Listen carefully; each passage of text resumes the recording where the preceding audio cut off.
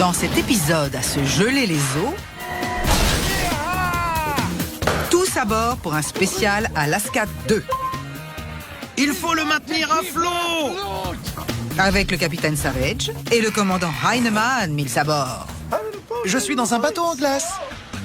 Pour la première fois au monde, ils vont essayer de construire un bateau mythique fait tout bonnement de sciure et de glace. De leur côté, Grant, Carrie et Tori se préparent à un choc frontal sous un climat boréal. J'ai un diplôme en réanimation. En s'attaquant au mythe d'un chasse-neige qui aurait totalement coupé une voiture en deux.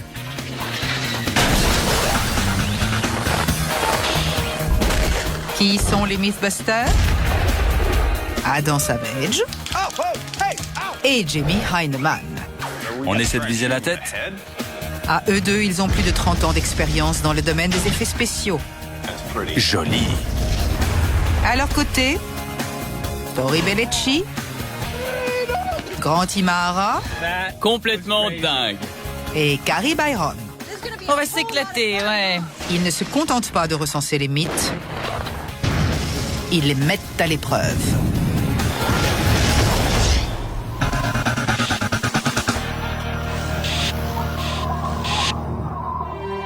L'Alaska, 49e État des États-Unis, célèbre pour ses paysages spectaculaires, regorge de contes fantastiques et de légendes insolites. Conditions réunies pour que les Mythbusters s'y sentent comme des poissons dans l'eau.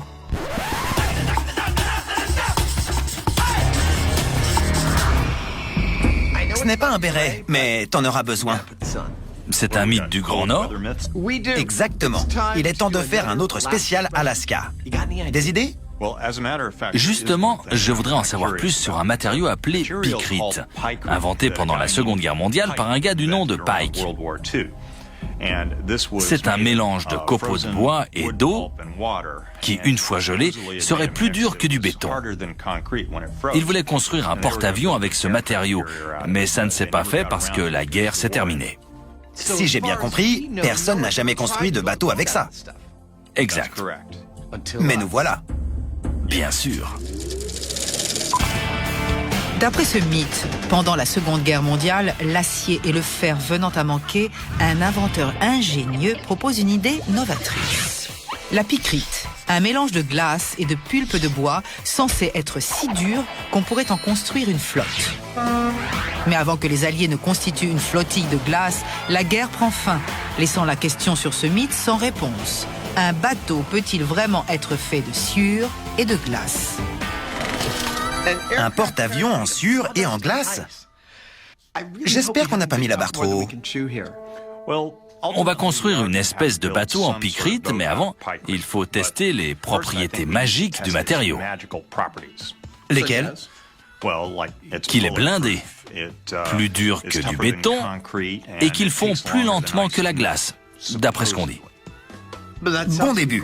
On fait les tests ici, à San Francisco, et quand on aura les informations nécessaires, direction l'Alaska pour mettre un bateau en picrite à la mer. Oui. Parfait. Dans cette histoire, Adam et Jamie vont essayer de naviguer sur les fjords d'Alaska dans un beau navire en picrite. C'est de pire en pire. Mais tout d'abord, ils commencent par le commencement, la fabrication. La recette traditionnelle de la picrite, s'il en existe une, est de 14% en poids de sciure ou de pulpe de bois pour 86% en poids d'eau. Rien de plus simple. Aussitôt dit, aussitôt fait. Jamie mélange la pulpe de bois à l'eau, et voilà. De la picrite. Pour des porte-avions, pourquoi pas? Pendant que le mélange repose dans le congélateur, il passe le mythe en revue. D'après le mythe, la picrite possède 3 propriétés. Elle fond plus lentement que la glace, elle est plus dure que de la glace, et elle est blindée. On mourrait d'envie de commencer par le test de la dernière propriété. On a installé un mini stand de tir, et on va tirer dans un bloc de glace, puis dans un bloc de picrite pour voir la différence. Premier test, un pain de glace C'est parfait. et une balle de calibre 45. Tire dans la glace. 3, 2, 1... Je connais déjà le résultat. On se serait cru au bowling. Et oui, vu de près, il constate que la balle a réalisé un strike parfait. C'est devenu un cône de neige. La picrite fraîchement congelée va-t-elle subir le même sort? Et 3, 2, 1...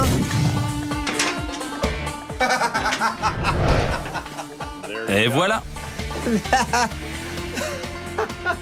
Elle est blindée. Tu mentais pas. C'est costaud. La preuve. Au lieu de faire exploser la picrite comme la glace, la balle rebondit sur la surface, ne créant qu'un minuscule cratère. On ne fait pas que démolir des mythes. Parfois, on les confirme. On nous a dit que la picrite était blindée. Et en effet, elle l'est. La picrite a beau être blindée, ils ne sont pas encore sortis de l'auberge. C'est un matériau assez étonnant. On dit qu'il possède des propriétés mécaniques très spécifiques. On va d'abord les tester ici, dans l'atelier, à l'échelle, en particulier sa conductivité thermique, c'est-à-dire le temps qu'il met pour fondre, et ses propriétés mécaniques. On va lui faire subir plusieurs épreuves pour savoir s'il est viable, connaître sa solidité, et voir s'il peut servir nos objectifs. Prochaine étape, le test de résistance mécanique, tout ce qu'il y a de plus simple. Si je ne me trompe, tu vas poser ces poids de 2,25 kg un par un sur la glace jusqu'à ce qu'elle se casse? Quel sacré devin je suis! Première chose, briser la glace. 2,25 kg, 9 kg. 18. Disons 19 kilos. 19 kilos. J'y crois pas. C'est le comble. 18 kilos et la glace se brise. Quelles seront les performances de la picrite? Autour de la picrite, 2,25 kg. Voilà. Accélérons, car elle est plus solide qu'elle en a l'air. 85 kilos. Qui dit mieux? Ai-je entendu 90 kilos? 90. Ça pèse plus lourd que toi ou moi. Arrivés à 135 kilos, ils n'ont plus de poids. Jamie emploie alors une méthode plus directe.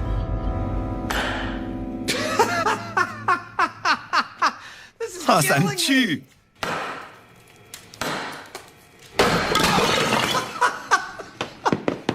Et voilà le travail. J'adore ce truc!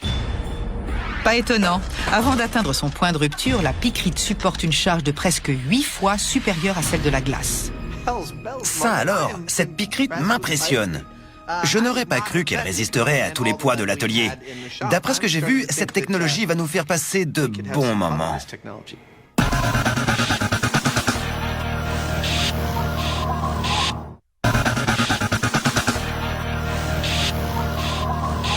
Pour Grant, Carrie et Tori, un chasse-neige est un casse-tête. Après le premier spécial Alaska, des tas de fans de cet état nous ont envoyé des courriers disant qu'on avait oublié un mythe classique. Lequel? Un couple roulait dans l'obscurité par une nuit de tempête. La visibilité était très mauvaise. Ils ont perdu le contrôle de la voiture et ont heurté de plein fouet un chasse-neige garé sur le bas-côté. Mais ce n'est pas un accident banal. Au lieu de s'écraser sous le choc, la voiture a été sectionnée net en deux par le milieu, de l'avant à l'arrière, sur toute sa longueur. Et ils s'en sont sortis indemnes. C'est vrai? Oui. Ouais. Cet accident bizarre nous entraîne sur une pente glissante. Une voiture percute un chasse-neige qui la coupe en deux par le milieu. Un chasse-neige est-il vraiment capable de couper net un véhicule en deux parties? Ce mythe présente de nombreux problèmes, à commencer par ce qui suit. Pour ce mythe, il faut faire des crash tests minutieux et très précis, en lançant des voitures contre des chasse-neige. Mais il n'y a pas de centre en Alaska pour faire nos essais. Alors, où va-t-on faire les tests? Notre équipe a déniché un endroit extraordinaire, beau, enneigé. Mais c'est dans le Wisconsin. C'est un grand mythe de l'Alaska, et s'il faut aller au Wisconsin pour le vérifier, qu'il en soit ainsi.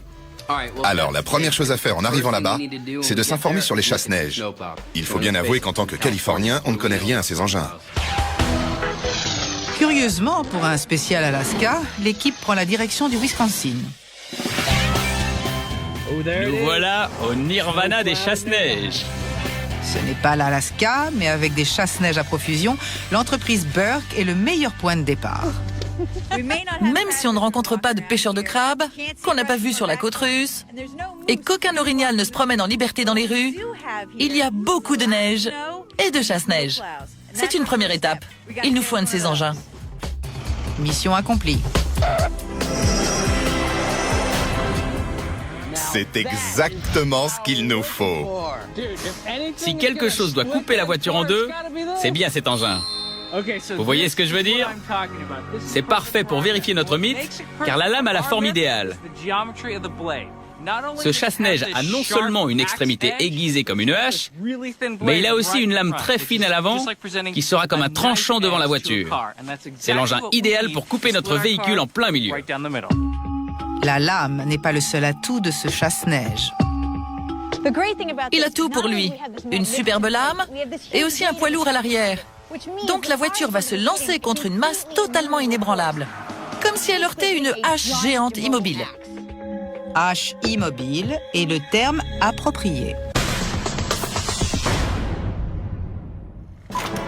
Pendant la Seconde Guerre mondiale, l'ingénieur Jeffrey Pike imagine une flottille de navires iceberg faits uniquement de picrite. Mais un bâtiment construit en pulpe de bois et en glace serait-il resté à flot ou cette idée n'était-elle que bois mort? Les Mythbusters le découvrent en mettant la picrite à l'épreuve. Et en effet, elle est blindée. Jusqu'ici, elle se montre à la hauteur, mais Jamie pense pouvoir l'améliorer. Ce qui donne sa solidité à la picrite, c'est le chevauchement des fibres des copeaux de bois. Si elle se casse sous l'impact d'un choc, c'est parce que les fibres ne sont pas très longues. Donc, elle se désolidarise relativement vite. Quelle autre sorte de produit à base de cellulose ferait mieux? Réponse du papier journal, des tonnes de journaux. Dans la légende de l'annuaire téléphonique, les Mythbusters ont découvert à quelle force 2 annuaires interfoliés pouvaient résister. C'est une maladie.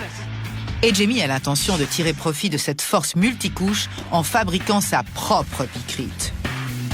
En saturant d'eau quelque chose de ce genre et en le congelant, on obtiendrait peut-être une sorte de contreplaqué au lieu d'aggloméré. Et le contreplaqué est plus solide. Le papier journal n'est ni plus ni moins de la bonne vieille pulpe de bois sous une forme différente. Quelles seront ses performances? Encore quelques kilos. Comme la picrite classique, la super picrite résiste à une charge de 136 kilos. En revanche, même sous une volée de coups, elle ne cède pas sous le choc.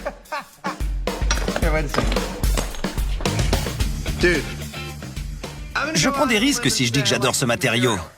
D'accord, Et je prends vraiment des risques. je vois ça. À l'évidence, ma super picrite est une picrite super. Plus solide, plus dure, plus résistante et presque incassable, si j'en juge par nos tests. Mais avant de prendre la mer, une question vitale s'impose. Le bateau va-t-il fondre? Pour le savoir, Jamie fait des moules vite fait, bien fait. Génial. Tel un bac à glace gonflé aux stéroïdes, ces moules vont représenter 3 bateaux miniatures identiques, prêts pour le test. Un est en papier journal, l'autre fait de notre mélange de picrite, et le dernier n'est que de l'eau plate qui deviendra de la glace. Une fois congelés, je les mettrai à l'eau pour voir lequel fond le premier. Et tout se passe chez Bamboo Reef. Adam, quel est ton plan d'action? Oh, Jamie, ça va être génial. On sort ces 3 bateaux congelés de leur moule et on les met à l'eau pour voir lequel fond le premier. Et ces 2 petits personnages qui nous représentent sont là pour ajouter du piment. Est-ce qu'on a besoin d'être représenté par ces créatures stupides? J'ai horreur de ça. Oui, ça va être drôle. Si tu y tiens. Ce test, sous forme de duel, indiquera quel bateau reste à flot le plus longtemps. Sous le regard des cascadeurs miniatures, le bateau de glace mouille le premier. Retourne le moule et je le maintiendrai avec mes mains. Même si la glace s'est brisée, ce qui les intéresse, c'est le temps qu'elle prendra pour fondre. Abandonnez le navire. De 19 mm d'épaisseur, elle est passée à 6 mm, en à peu près 1 minute. Tandis que la glace disparaît rapidement, c'est au tour des bateaux en picrite et en super picrite de faire trempette. Il lui faut un passager. Et voilà. Regardez, je suis dans un bateau de glace. D'emblée, on voit que c'est mieux que le bateau de glace. Coucou, c'est moi. Mon bateau est parfait. Il flotte longtemps. J'adore le papier journal mouillé. Notez que même à petite échelle, Jamie Heineman est très fier de lui. Et il a de bonnes raisons de l'être. 5 minutes dans l'eau chaude et la super picrite flotte toujours, tandis que le bateau de Adam est en train de couler. Je vois à travers le côté du bateau, là. L'eau le ronge. Le bateau commence à couler au bout de 5 minutes.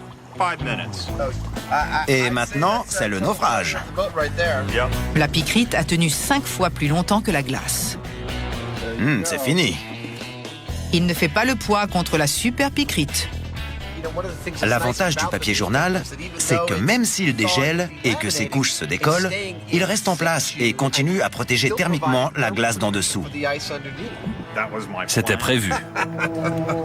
Et ça fonctionne, car le Jamie miniature reste à la surface et bien au sec pendant 1 heure. Disons 1 heure, parce qu'il ne reste pas vraiment de structure. Fin du test. Fin du test. La super picrite a tenu 12 fois plus longtemps que la picrite classique, et si on regarde les choses en face, chaque seconde comptera sur les eaux glaciales de l'Alaska. La picrite en papier journal est aussi solide que la picrite ordinaire, mais pour notre projet, elle est bien plus performante dans l'eau comme matériau de construction. Vous ne voyez peut-être qu'un tas de journaux mouillés. Jamie et moi voyons un bateau. C'est la guerre des chasse-neige pour l'équipe qui prépare une collision pour leur spécial Alaska. Normalement, pour nos expériences de collision, on utilise un système de poulies. Notre dépanneuse serait là, s'éloignant du lieu de l'accident selon un angle de 90 degrés, mais pas cette fois-ci. Ce n'est pas assez bien pour nous. Pour cette expérience, on doit être extrêmement précis. Le milieu de la voiture doit percuter le chasse-neige en plein sur la lame. Et pour ça, il nous faut quelque chose de bien plus fiable. Et ça commence là-bas à 275 mètres. Avec ça, un câble en acier en boucle qui propulse la voiture sur un rail de guidage, le tout actionné par un moteur électrique de 600 chevaux, ce qui offre un déplacement d'une extrême précision et à répétition.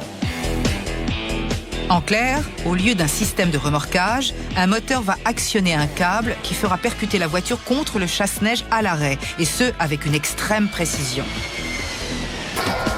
À propos de voitures, Le téléspectateur, à qui rien n'échappe, doit se demander pourquoi 2 voitures. Eh bien, comme le moteur est la partie la plus résistante, on va tester 2 différents types de véhicules, moteur avant et moteur arrière. Celle-ci a un moteur avant. Le seul problème, c'est que l'autre a aussi un moteur avant. Donc on va démonter ce moteur, le mettre derrière, et on aura notre moteur arrière. pendant que Tori fait ses transformations, l'autre voiture a également besoin de quelques retouches. Pendant que Tori transforme sa voiture en moteur arrière, je vais faire quelques changements à celle-ci. Pour les besoins du crash test, je vais poser une belle bande au milieu pour suivre la découpe. Et il lui faut donner un look d'Alaska. Elle est un peu trop Wisconsin pour l'instant. À mi-chemin de son relooking, Carrie s'inquiète. La tâche va être bien plus difficile qu'on ne le pense pour le chasse-neige. Il doit passer complètement au travers du pare-brise et traverser tout l'intérieur jusqu'à l'arrière. J'ai du mal à visualiser l'action. En effet, il faut fendre une grande partie de la voiture. Le chasse-neige saura-t-il relever le défi? Là-bas, on a le nec plus ultra de tous les chasse-neige, avec sa lame géante aiguisée en forme de coin. Et 180 mètres par là, on a 2 voitures. On va commencer par celle qui a le moteur à l'avant parce que c'est plus courant. Première chose à faire, la fixer au rail.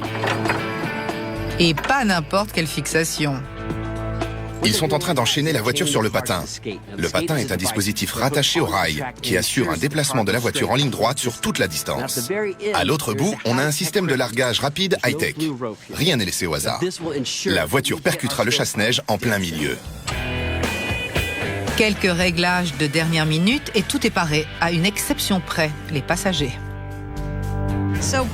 Buster, coincé à l'aéroport pour des raisons de sécurité, nous a déniché des talents du coin. Je ne sais pas s'ils feront l'affaire. Il est clair que ces personnages ne sont pas des mannequins de crash test, ni des semblants d'humains.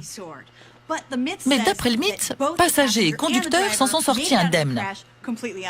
Alors, si l'un de ces deux-là a la moindre égratignure, il se dégonflera comme une baudruche. Les passagers sont bien installés, alors voici comment le test va se dérouler. Ce câble va tirer la voiture avec moteur avant jusqu'à 90 km/h. Et à 3 mètres du chasse-neige, on larguera la voiture qui ira percuter la lame. Si tout marche bien, 2 points nous intéressent en particulier. Premièrement, la voiture a-t-elle été sectionnée net sur toute la longueur par la lame? Et deuxièmement, nos poupées gonflables sont-elles encore gonflées? Pour commencer, Tori en doute. À mon avis, la voiture ne sera pas divisée en deux. Mais j'espère qu'au moment de l'impact, la lame fera office de rampe et lancera la voiture au-dessus du camion. Ce serait cool. Je pense que le bloc moteur sera poussé vers l'arrière et qu'il atterrira sur les genoux des personnages qu'on aura gonflés plus tôt. Un seul moyen de le savoir.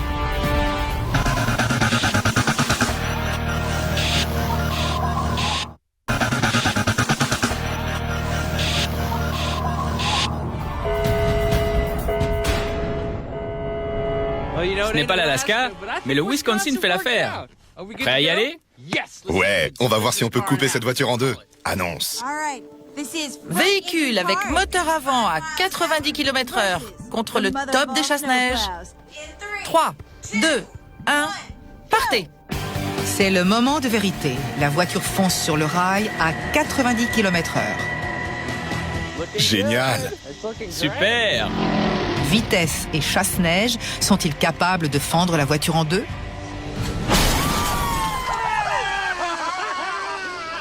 C'est pas une coupe franche. Non! Non, ça ne l'a pas sectionné, mais c'était géant. Super!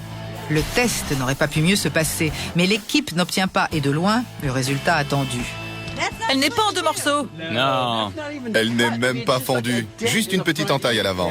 Ça a touché le bloc moteur qui l'a arrêté. Ce crash a beau être cool, si on le regarde en temps réel, il ne dure qu'une fraction de seconde. Mais heureusement pour les téléspectateurs, nous avons non pas une, mais 4 caméras grande vitesse pour le grand plaisir de leurs yeux. En effet, un plaisir pour les yeux. Chaque angle de prise de vue de ce crash spectaculaire raconte la même histoire. La voiture a bien percuté le chasse-neige de plein fouet, mais elle n'a pas été coupée en deux. Pour les Mythbusters, pas question d'en rester là. Après tout, ce n'est pas un échec total. Ce mythe parle d'une voiture coupée net en deux par la lame d'un chasse-neige. En fait, une partie du véhicule est sectionnée en deux. Le pare-choc est totalement fendu. Mais ça ne représente que 10 cm de la longueur. Le reste, soit 98% de la voiture, est resté intact. 98% restés intacts. Mais que dire des passagers? J'ai un diplôme en réanimation, n'ayez crainte. D'après ce mythe, les passagers seraient sortis indemnes de cet accident. Nous n'avons pas utilisé des mannequins de crash test, mais des poupées gonflables. Et quand je vois ça, je suis sûr que ces gens ne peuvent pas s'en sortir sans dommage. On l'a perdu. Désolé, Tori. Pour savoir si le chasse-neige est capable de fendre autre chose qu'un pare-choc, on passe au plan B avec moteur arrière. Pour augmenter nos chances de réussite, nous avons installé un moteur à l'arrière et nous allons essayer de diviser la voiture en deux avec le chasse-neige. Ça marchera peut-être. Oui, car s'écraser contre un chasse-neige n'est pas le but du jeu. Pour confirmer ce mythe, la voiture doit se retrouver en 2 morceaux. On peut fabriquer des objets utiles avec de la glace ou du bois, mais peut-on construire un bateau en mélangeant les deux? Pour le savoir, Adam et Jamie ont testé les performances mythiques de la Picrite. Regardez, je suis dans un bateau de glace. Jusqu'ici, ça se présente bien. On dirait que la Picrite se montre à la hauteur. Absolument. Ce truc était déjà impressionnant et tu l'as encore amélioré avec du papier journal. Alors, quelle est la suite? Il faut bien entendu terminer cet épisode sur un petit tour des fjords d'Alaska, dans un bateau fait de papier journal et de glace. On ne va pas pouvoir construire un porte-avions grandeur nature, faute de temps. Non. Mais on pourrait fabriquer un bateau qui ressemblerait à un hors-bord et qui fonctionnerait comme lui, avec un gros moteur. C'est ambitieux. Mais ce sera drôle. J'adore, allons-y. Destination, l'Alaska, pour y construire et mettre à la mer le premier hors-bord congelé du monde. Nous sommes à Ketchikan, en Alaska. Population environ 8000 habitants. Première escale des paquebots de croisière qui remontent la côte ouest de l'Amérique du Nord. Sa situation et la proximité de l'océan en font le lieu idéal pour le premier voyage du bateau de glace de Mythbusters. Et ceci est le lycée de Ketchikan. Ils nous ont offert gracieusement le parfait espace pour nos travaux. Et voilà leur atelier de menuiserie. C'est dans un atelier comme celui-ci que je me suis fait les dents sur les travaux manuels. C'est ici que 900 kilos de journaux passés à des basses températures deviendront, espérons-le, un bateau. Excusez-moi, le travail m'attend. En effet, car dans quelques jours, nos compères vont risquer leur vie. Il y a du papier partout. Dans un bateau fait de tout ça. Qu'est-ce qui pèse plus d'une tonne et va éventuellement se transformer en bateau? Vous avez deviné? Des journaux. On a environ 15 000 journaux locaux à déplier et à tremper pour construire notre bateau. La tâche est trop importante pour Jamie et moi seuls. Bienvenue au cours Construction d'un bateau en papier. Par chance, au lycée de Ketchikan, il y a des fans de Mythbusters pleins de bonne volonté, qui se trouvent être des élèves et qui ont du temps libre. Pour que tout fonctionne correctement, il faut s'assurer que l'eau pénètre entre toutes les pages et les fibres pour que ça forme un tout. Il ne doit pas y avoir de bulles d'air ou autre chose de ce genre. Ça pourrait effeuiller le matériau et nous n'avons droit qu'à un seul essai. Un seul et unique essai. Adam et Jamie font leur possible pour éliminer ces vilaines bulles. Des tas de bulles sortent. C'est bon signe. C'est que l'air s'évacue. Laissant 150 000 pages faire trempette, leur prochaine étape est le moule. Jamie a déjà ses plans en tête. Quand j'étais capitaine, j'ai navigué sur pas mal d'embarcations. Et il y a quelques années, un type de bateau, appelé Carolina Skiff, a attiré mon attention, à cause de son fond plat. Le fond plat lui permet de se redresser et de planer, ce qui correspond à nos projets, et ça simplifie la fabrication du moule. Le moule n'est en gros qu'une boîte avec des côtés et un fond plat. On aura un bateau en un rien de temps. Le bateau est prêt à recevoir nos journaux. Bien que ça ressemble à un bateau, ça n'en est pas un. Ça représente la forme extérieure d'un bateau. C'est la partie externe de notre moule. Et si ceci ressemble à une rame, ça n'en est pas une. C'est le laissez-passer de Monsieur Jackson pour l'atelier. Et Adam ne va nulle part, car c'est là que la fabrication du bateau en superpicrite commence. Nous avons passé en revue au moins 20 façons de construire ce bateau, de l'intérieur à l'extérieur, de l'extérieur à l'intérieur, en versant, en aspergeant, en couche, en congelant, jusqu'à ce qu'on arrive à une solution avec les plus grandes chances de réussite. La pause, qui s'annonce laborieuse, commence au centre et s'étend à tout le bateau pour le protéger. On va superposer les journaux couche après couche, comme les bardeaux d'un toit, de façon à ce que le bord des feuilles pointe dans la direction opposée à celle du déplacement. Ainsi, quand les journaux commenceront à fondre, l'eau ne pourra pas arracher de gros morceaux de papier et, espérons-le, le bateau restera plus longtemps à flot. C'est le plan, mais il faudra un certain temps T'as déjà mal au dos? pour superposer chaque couche à partir du centre, sur toute la longueur, un journal à la fois. Construire un bateau en papier est un sale boulot. Sale peut-être, mais la construction progresse comme prévu. J'ai l'impression d'être dans un marécage. Et au moment voulu, le précieux camion frigorifique arrive. C'est parfait et déjà froid. Et voilà, mettons le plastique. D'accord. Une fois le plastique posé, le bateau est étanche. Ils peuvent construire le moule intérieur. C'est bien. Le moule extérieur est en place, le moule intérieur aussi, les journaux et l'eau sont là où ils doivent être. Il est temps de mettre cette chose dans le camion frigo et laisser agir la physique. Ce qui, quand il s'agit d'une structure de 6 mètres de long, 2,50 mètres de large, pour un poids de 1400 kg, est plus facile à dire qu'à faire. Il nous faut de l'aide. Oui, c'est pour ça que j'ai ce petit chariot pour le pousser. Ah d'accord. Malgré le temps qui gèlerait des boules de billard, ils arrivent à mettre le bateau dans le camion frigorifique. La congélation peut commencer. Lisez les dernières nouvelles.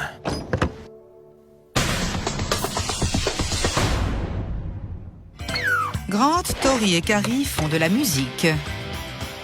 Bienvenue dans Mythbusters pour un spécial Alaska dans le Wisconsin. Nous vérifions le mythe d'une voiture qui, en dérapant, aurait quitté la route et percuté de plein fouet un chasse-neige. Elle aurait été sectionnée net en deux et le conducteur et le passager en seraient sortis indemnes. Dans le premier test, avec un véhicule au moteur avant, lancé à 90 km/h, la seule chose qui s'est fendue a été le pare-choc avant.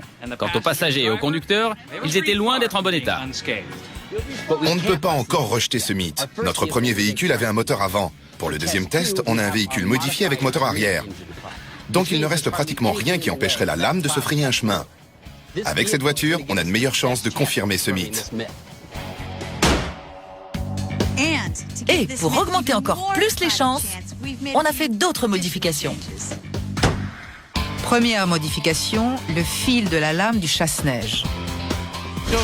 Sur le ralenti du premier test, on voit que le chasse-neige a subi quelques dommages. Le choc a légèrement défoncé la lame. Nos amis de chez MGA Research l'ont réparé. Et je dois avouer qu'ils l'ont rendu plus neuf que neuf. Il me reste une chose à faire, aiguiser la lame. Même avec une lame extrêmement affûtée, ce n'est pas gagné. Mais pourquoi pas? Qui sait? Le réparateur était peut-être un apprenti. Beaucoup d'autres surfaces sur ce chasse-neige sont très aiguisées. Alors celle-là le sera aussi. Je vais vous montrer comme elle est bien aiguisée. Petite démonstration. Elle a au moins coupé quelque chose. Pour ce mythe, il n'y a pas que la lame qui tranche. Pour ce deuxième test, on tranche aussi sur la vitesse. Pour ce deuxième test, on a une lame plus aiguisée et un véhicule avec moteur arrière. On m'a dit que tu étais expert en vitesse. On peut pousser jusqu'à combien? J'aimerais bien monter jusqu'à 150 km/h. Notre système le permet, mais vu les conditions de la piste, ainsi que la stabilité du véhicule, je dirais 110. Génial. Parfait. Va pour 110. 20 km de plus à l'heure, c'est 25% plus rapide que pour le premier test. À mon avis, la voiture ne sera pas fendue sur toute sa longueur, mais la lame ira plus loin. En revanche, je ne pense pas que ces gens sortent indemnes de l'accident. En ce qui nous concerne, si cette voiture avec moteur arrière n'est pas sectionnée par la lame super aiguisée, le mythe sera complètement bidon. Rien au monde ne pourra couper un véhicule en deux si cet engin n'y arrive pas. En effet, et avec un chasse-neige super affûté et 20 km de plus à l'heure, on ne pourra pas accuser les Mythbusters de ne pas avoir essayé. Test numéro 2. Véhicule avec moteur arrière à 110 km/h contre le top des chasse-neige. 3, 2, 1, partez! C'est maintenant ou jamais pour le sectionnement. La voiture avec moteur arrière roule sur le rail à 110 km/h et fonce tout droit vers son rendez-vous avec le chasse-neige et son destin. T'as vu ça? C'est comme peler une banane. Aucune chance que les passagers s'en sortent. Sur le lieu de l'accident, l'épave confirme leurs doutes. Oh là là! J'ai jamais vu un truc pareil. Incroyable. Elle est bel et bien sectionnée. Jusqu'à la banquette arrière! Je suis sûr que ces gens n'ont pas survécu. J'ai hâte de voir le ralenti. Ça va être génial. Très impressionnant. Au moment de l'impact, la voiture a presque été coupée en deux. Mais une fois encore, ce sacré bloc moteur est trop solide pour le chasse-neige. C'est dingue!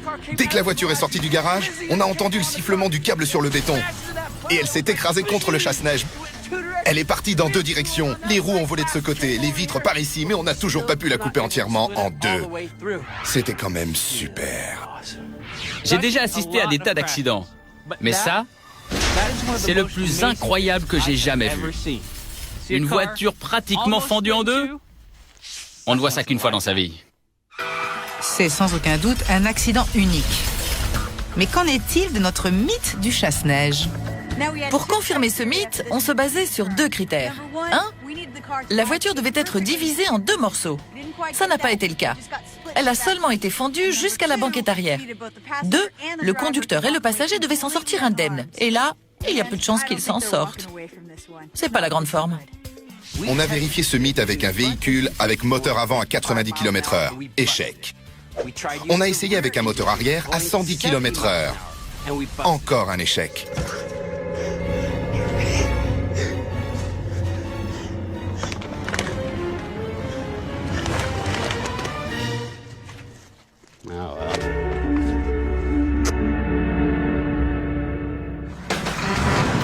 On n'aurait pas pu faire mieux.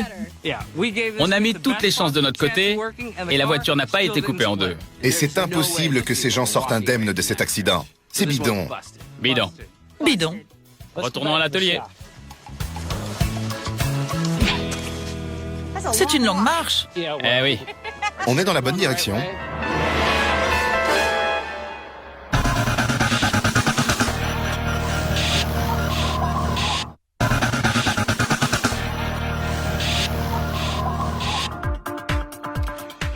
Au cas où vous voudriez savoir comment construire un bateau avec des journaux congelés, voici le mode d'emploi. Prenez un tas de journaux, fabriquez un moule et mettez les journaux mouillés dedans. Faites un moule intérieur pour tenir le tout.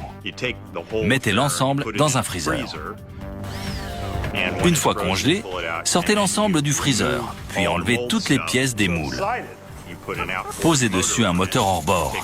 Transportez le tout au bord de l'eau et voguez sur l'océan glacial qui baigne l'Alaska. La première étape est terminée. Il était un petit navire. Tu vois? Je vois. Jamais navigué. Aucun bateau, pas même un ingénieux bateau en glace, ne serait complet sans un nom percutant. Eh bien, il a déjà son nom en toutes lettres. C'est parfait. Maintenant, il ne manque plus à dernière nouvelle d'hier qu'une bonne dose d'énergie. Pourquoi 150 chevaux? Si on avait simplement construit un bateau qui flotte, où serait l'intérêt? Par contre, faire fonctionner un tel bateau avec un moteur puissant et réussir à le faire planer, c'est autre chose. Et ça, c'est mon objectif. Je le sens bien. C'est un sacré engin qui a son poids. Ce n'était pas inutile. Je suis content d'en avoir un. Ce truc va se soulever et filer. Il ira à une vitesse effrayante, si toutefois ça fonctionne. Espérons-le, car c'est l'heure de vérité. Les Mythbusters se préparent à mettre leur vie en jeu, littéralement. Nous sommes au bord de l'océan. C'est une mer d'huile. Les conditions sont des plus favorables, même si, vous vous en doutez, il fait sacrément froid par ici. On va d'abord enfiler nos combinaisons de survie, au cas où on se mouillerait. L'eau étant à 2 degrés au-dessus de zéro, ces monstruosités oranges vont protéger nos compères de l'hypothermie, au cas où ils prendraient un bain forcé. Ce qui me préoccupe le plus à ce stade, c'est...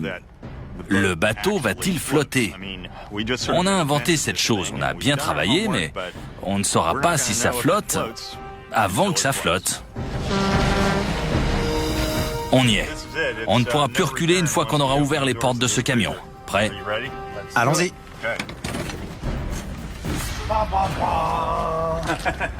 Il y a de la tension dans l'air quand ils déchargent leur précieuse cargaison pour son premier et peut-être dernier voyage. Magnifique! C'est la première fois qu'on voit l'extérieur du moule. C'est vrai. Sur le rivage, ils ont encore du temps pour quelques ajustements. Voilà. Je veux pas coincer tes vacantes. Merci. Laissons le capitaine Savage et le commandant Heinemann prêts à appareiller. Revenons au mythe qui a lancé toute cette opération. Un navire de la Seconde Guerre mondiale fait uniquement de glace et de pulpe de bois. Les Mythbusters sont allés plus loin et ont confirmé les propriétés mythiques de la picrite. Ils ont ensuite ajouté leur touche personnelle avec du papier journal pour augmenter leurs chances de réussite. Maintenant, des milliers d'heures de travail plus tard, ils vont, chose incroyable, prendre la mer dans un bateau qui se résume à des journaux congelés et un moteur. Bon, on va pousser. Prêt? C'est parti!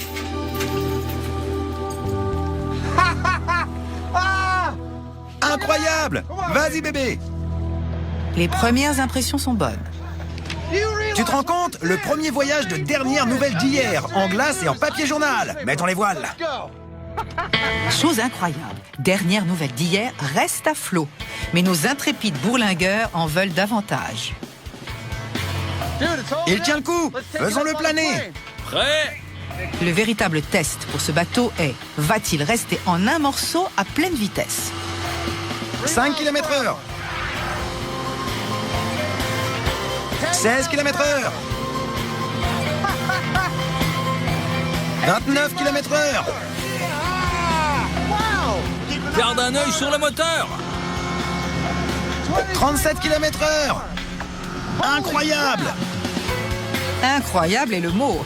À 37 km/h, le bateau en papier journal congelé tient remarquablement le cap. J'adore ce bateau. Regarde, tu savais que j'allais faire ça, hein? Je suis le roi du monde. Oups. Légèrement glissant. L'euphorie de Adam est peut-être un tantinet prématurée. Hé mon pote, on a une voie d'eau. Répare-la. Adam bouche la première voie d'eau avec un jet de neige carbonique. Il faut le maintenir à flot. Mais il ne peut contenir la houle. L'eau entre plus vite qu'on ne peut écoper. On devrait rejoindre la côte. D'accord, je peux conduire? Ouais, vas-y. C'est ma seule chance de conduire un bateau fait de cette fichue glace. Après 30 minutes en haute mer, ils retournent vers la côte et juste à temps à en juger par les journaux parsemés dans leur sillage. Les Mythbusters ne sont pas déçus pour autant. On a fait tous les tests possibles et imaginables sur ce matériau avant de décider de construire ce bateau. Tout indiquait que ça allait marcher. Et ça a été le cas. Comme sur des roulettes. Qu'est-ce qu'un bateau? C'est un engin qui flotte. Si on s'en tient à cette définition basique, nous avons réussi. Mais ce n'est pas tout. Un bateau doit se déplacer efficacement sur l'eau, à savoir planer. On l'a équipé d'un moteur de 225 kg et on l'a fait planer. Oui. Dernière nouvelle d'hier était du papier mâché en mouvement. Ce fut un vrai plaisir de construire ce drôle de bateau avec toi. Adam et Jamie ont réalisé l'impossible. Construire un bateau capable de planer à la vitesse maximale de 40 km/h et fait uniquement de glace et de papier journal. L'un des aspects les plus gratifiants de ce travail, c'est de faire ce que personne n'a jamais fait avant. Et quand ça marche, c'est génial. Nous sommes venus en Alaska pour construire un bateau en glace et papier journal. Et en ce qui me concerne, cette mission est accomplie. Ils sont venus, ils ont vu, ils ont vaincu.